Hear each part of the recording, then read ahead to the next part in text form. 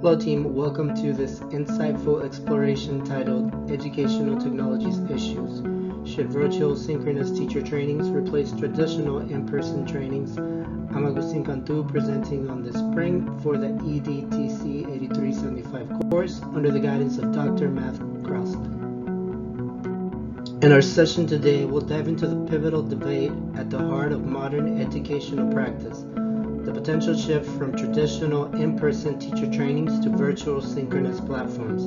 We consider the implications of such transitions, examining how it could reshape the landscape of teacher professional development and consequently student learning experiences. Join me as we navigate the intricacies of this debate, weigh the pros and cons, and consider what the future might hold for educators and students alike in this rapidly advanced digital era.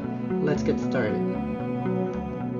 Educational institutions are at a crossroads, balancing budget constraints with the need for advanced teaching methods. The COVID-19 pandemic has only accelerated our reliance on technology, promoting us to question whether virtual training can fundamentally change the way we educate our teachers and subsequently our students.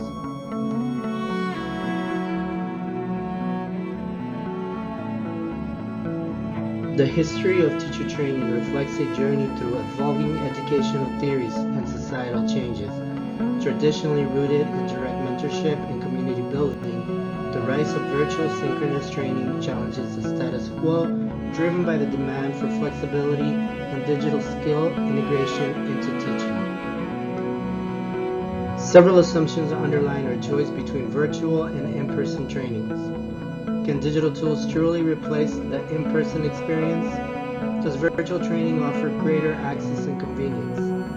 And is the physical presence of a trainer crucial for effective teaching outcomes?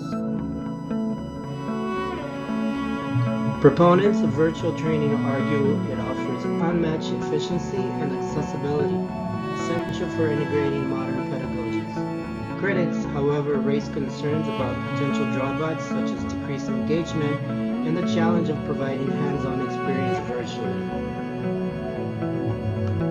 The debate over whether virtual synchronous teacher training should replace traditional in-person trainings involves a complex analysis of advantages and challenges.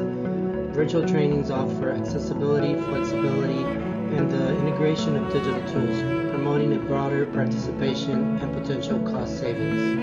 However, they may lack the engagement, hands-on experience, and personal interactions pivotal in traditional settings. Arguments against virtual training highlight issues like diminished engagement and the challenge of replacing practical hands-on experience vital for effective learning. The choice between these two modalities or a hybrid approach depends on balancing technological features against the value of personal interaction and practical experience in education. Considering the strengths and limitations of both approaches, we propose a hybrid model that combines the best of virtual and in-person trainings. This model emphasizes flexibility, inclusivity, and the effective use of technology, setting a forward-thinking path for the future of teacher training. In conclusion, integrating virtual, synchronous, and traditional in-person training methods offers a promising avenue to enhance educational outcomes. This requires thoughtful planning, sustained investment, and a commitment to continuous improvement. Together, we can empower educators to navigate the challenges of today's digital landscape and enrich the learning experiences of tomorrow's students. Thank you for your attention. Here's a list of references for Project 1, Educational Technologies Issues paper, and this presentation.